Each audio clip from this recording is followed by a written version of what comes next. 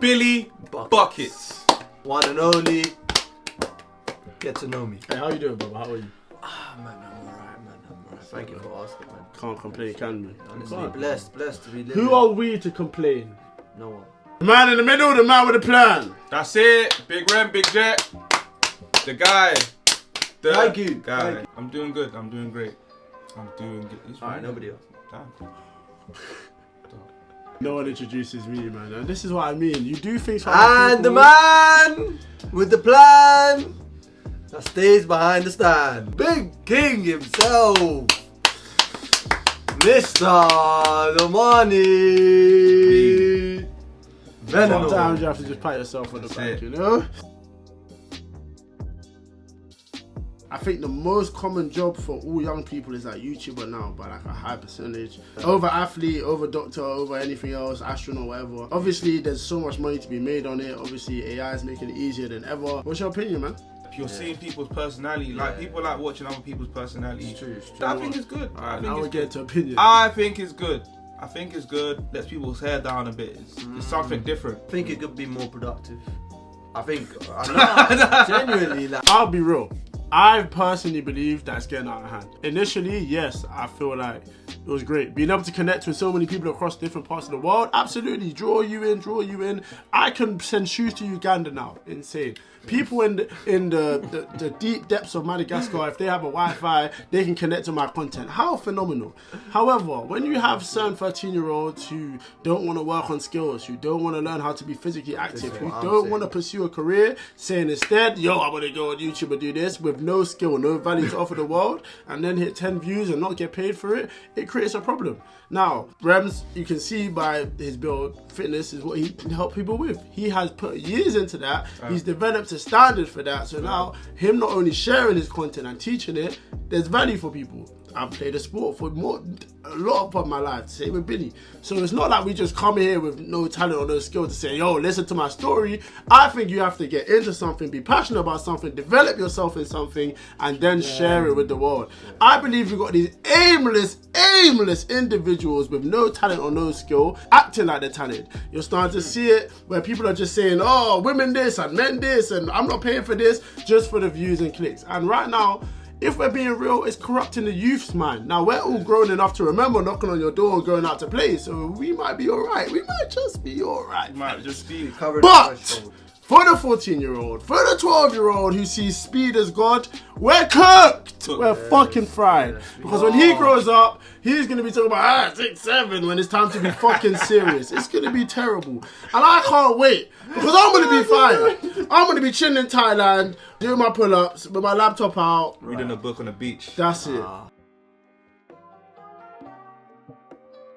I don't listen to a lot of news and propaganda. I don't listen to that. So I don't know what his opinions and views were specifically. But I do know that the guy obviously was a very opinionated guy. He had a big following. He had power in politics. So he had influence. He had influence over the world. And obviously when you're in those positions, there's people that are not happy with the things that come out of your mouth. Because you have a responsibility when you have power to do the right thing. And if people feel like you're doing wrong, they're going to try and do right in their eyes. So.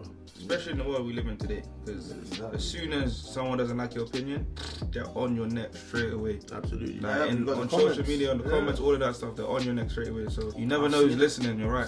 I've seen it firsthand, and if we're honest, there's obviously things we don't see on the cameras. There's things that we don't know. Everybody has their own opinion. Obviously, there's a lot of emotions tied into these opinions. I hear that, but it's not normal for however many people to see an assassination up close like that. Now, for us in this society that we live in, we're desensitized to where you can go on Twitter and it's not insane, because we do see these murders. We see it so regular that sometimes you don't have to go looking for it. It will just put it, and then putting this up for anybody who can make an account, and you can lie about your age. So what I'm trying to say is that it's shown that right now we're desensitized to these type of senseless killings, because obviously, there's one thing hearing that he got shot, and there's a different thing seeing the blood pouring from his neck. And I feel like now that everybody's been able to see that, there has to be a level of humanity to, okay, where's the limit to where now we shouldn't be seeing someone clowning death? Because as much as, yes, he could have said something about other people that are suffering, absolutely, and he advocated for gun violence, the same thing that he died from. I'm just saying, Where's the limit to where he has a family that has to see these comments and see these people clowning their father and see all these things? That's where I'm coming from. And I think the internet is a very disgusting place when it comes to that. And I think anybody who's using the internet has to be wary and aware that you could be suffering from the same fate as my man. So don't be laughing at something before it comes to get you, because life has a funny way of working like that, man. And that's my opinion on that.